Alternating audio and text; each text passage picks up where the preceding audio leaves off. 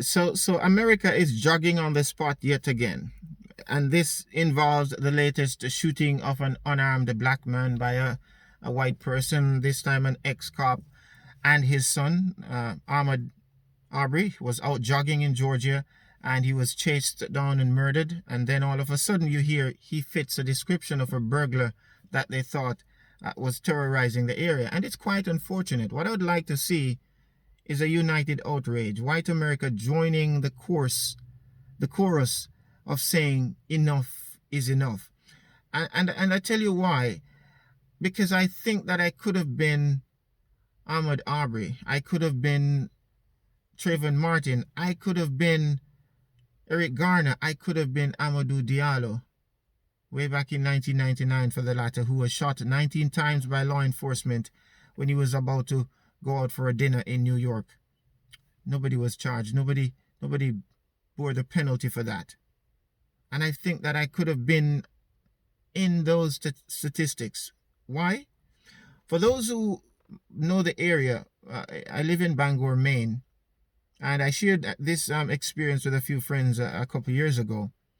I was late for a training session, and I was traveling along Ohio Street, and when I got to the stoplight at 14th Street, I turned left.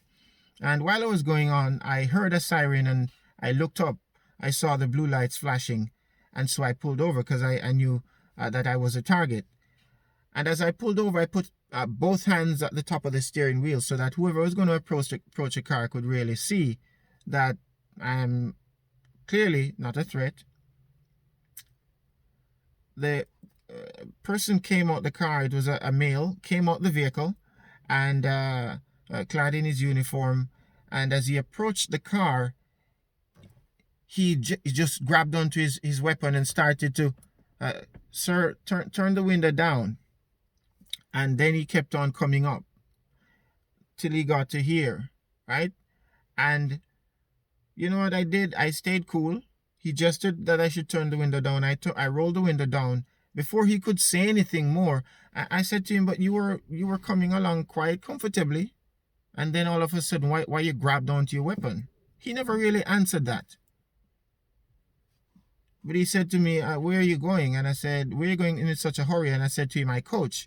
So I have some players waiting on me, and that's the reason I'm over the speed limit."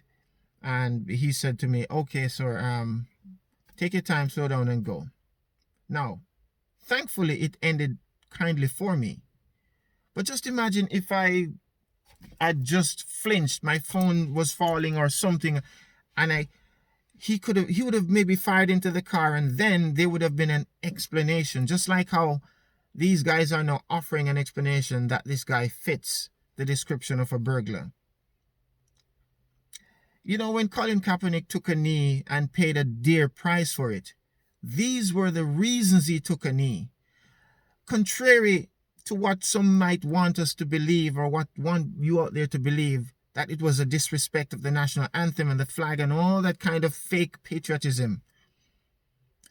It's for people like Ahmaud Arbery, he took a knee. It's for people like Botham Jean, he took a knee. He took a knee for people like Travon Martin.